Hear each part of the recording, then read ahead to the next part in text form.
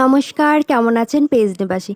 চলুন আজকেও আমি আপনাদের সঙ্গে আমার আরও একটি যৌথ কাব্যের পরিচয় করিয়ে দিচ্ছি।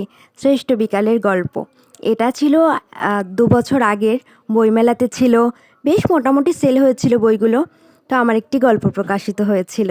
তো আমি তো ভীষণ খুশিই ছিলাম। সবসময় খুশিই থাকি যখন গল্প প্রকাশ হয়। তবে এই গল্পটি আমি নিজে লিখলেও এই গল্পের থিম কিন্তু একজন পাঠক বোন আমাকে পাঠিয়েছিল। এবং সে যখন আমার কাছে তার ওই ঘটনাটা বলেছিল, এটা কিন্তু কোনো গল্প নয়, বাস্তব ঘটনা, ওই বোনের বাস্তব ঘটনা।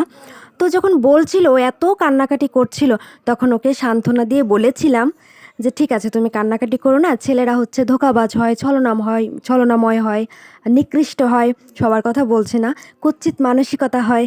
আর কি বলবো? তো যখন আমার নেক্সট টাইমে কোনো গল্প প্রকাশের সুযোগ আসবে, তখন এটাই আমি প্রকাশ করে দেবো। একটু হলেও তোমার একটু স্বস্তি লাগবে।" তো সেই বোনের জন্যই এই গল্পটা লেখা। আর বোন খুব খুশি হয়েছিল।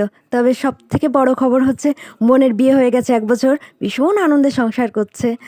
তো ছেলে মানুষ আসলে এরকমই, ওরা বিশ্বাসের যোগ্যই না। খুব খারাপ ওরা, সবাই না, কেউ। আরেকটা বিষয় হচ্ছে কি, প্রেম হচ্ছে বিষ, ভালোবাসা হচ্ছে বিষ।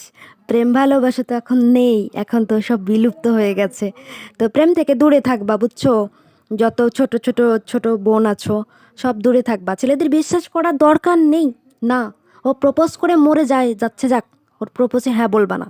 কারণ ওই প্রপোজে যখন হ্যাঁ বলবা, তখন ও অবহেলা করবে, তারপর তোমাকে ছুঁড়ে ডাস্টবিনে ফেলে দিবে। ওরা শয়তান ওরা। সবার কথা বলছি না, কেউ।